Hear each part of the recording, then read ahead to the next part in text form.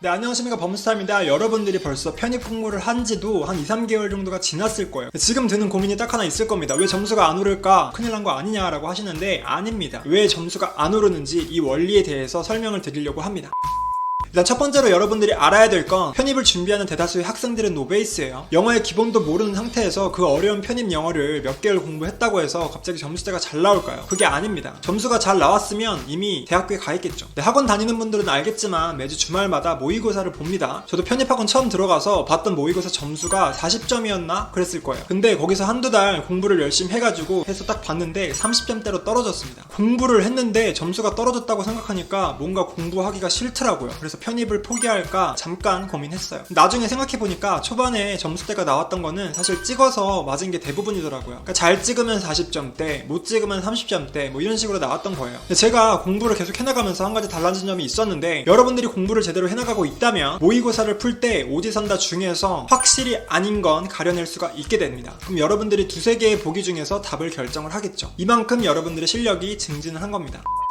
두 번째입니다. 편입 영어는 4가지의 파트가 있죠. 단어, 문법, 논리, 독해. 모의고사라는 건요, 모든 4가지 파트에서 출제가 돼요. 근데 여기서 문제는 뭐냐면 여러분들이 초반에 공부를 집중하는 부분은 단어와 문법이거든요. 단어와 문법 쪽에서만 문제를 비벼볼 수는 있는데 논리와 독해에서는 사실 문외한이라서 많이 틀리는 거예요. 그래서 여러분들의 점수가 언제 오르냐? 일단 이 원리를 알아야 돼요. 한 문장을 해석하기 위해서는 여러분들이 단어와 문법의 구조를 알아야 돼요. 그러면서 한 문장을 해석하게 되고 2-3문장, 3-4문장이 되면은 단문 독해, 그러니까 논리의 영역으로 들어가는 거예요. 그리고 더 많은 문장이 생겨나게 되면 독해, 장문 독해 영역으로 가는 거죠. 그러면서 흔히 말하는 편입에서 점수대가 점프했다, 이런 것들이 나오는 거죠. 뭐 계단식 상승이다. 여기서 말하는 점수대가 뛴다는 건 뭐 5점, 10점 오르는 개념이 아니라 내가 30-40점대가 항상 나왔는데 60-70점대로 높아진 거를 의미를 해요. 네, 그렇기 때문에 여러분들은 학원이나 전문가에게 올바른 방향을 제시받아야 되고요. 그 올바른 방향에 맞게 여러분들의 시간을 투입시켜 넣어주는 게 되게 중요하다고 봅니다.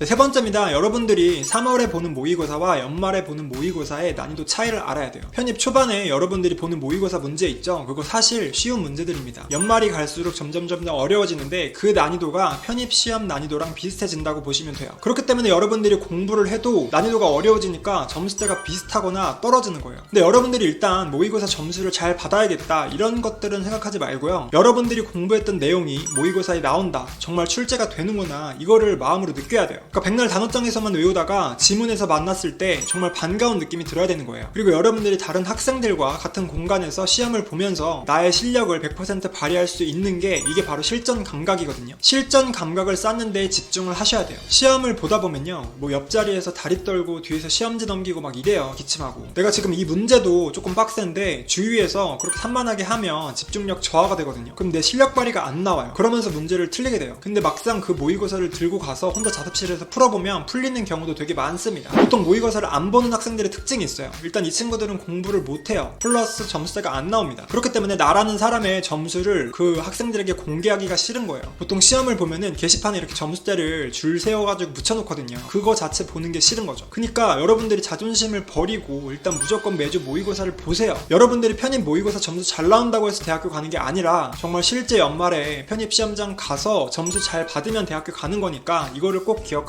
시험 꼭 보셨으면 좋겠어요. 네, 그리고 학원을 안 다니는 학생들도, 외부인도 학원 측에 얘기를 하면 접수를 할 수 있고요. 주말마다 모의고사 볼 수 있으니까 웬만하면 보시면서 나의 위치를 좀 체크했으면 좋겠어요. 여러분들이 모의고사를 보고 채점을 하고 몇 점이네 이렇게 알고 끝내면 아무 의미가 없어요. 리뷰도 되게 중요합니다. 어떻게 하는 거냐면 내가 모의고사를 풀 때 당시에 어떻게 이 문제를 접근했는지를 일단 기억하는 거예요. 그래서 내 접근법이 어디서부터 틀렸는지 다시 한번 내가 복기를 합니다. 이때는 해설지를 보지 말고 일단 내가 한번 다시 풀어봐요. 그러다가도 이해가 안 되면 해설지를 보거나 뭐 질문을 해야겠죠. 그리고 문제가 아예 틀렸으면은 문제를 아예 못 건드린 문제인지 아니면 접근하다가 어느 순간에 막혀가지고 틀린 건지 이런 것들을 체크하면서 그런 문제 유형에도 익숙해져야 돼요. 아, 이런 식으로 문제 유형이 나오는구나. 그래서 여러분들이 편입 모의고사 점수가 안 나오는 4가지 원리에 대해서 말씀을 드렸고요. 시간은 아직까지 너무나 충분해요. 노베이스여도 상관없으니까 여러분들이 올바른 방향과 시간 투자를 많이 해서 열심히 해보셨으면 좋겠습니다. 네, 지금까지 범스타였고요. 다들 화이팅 하시길 바라겠습니다.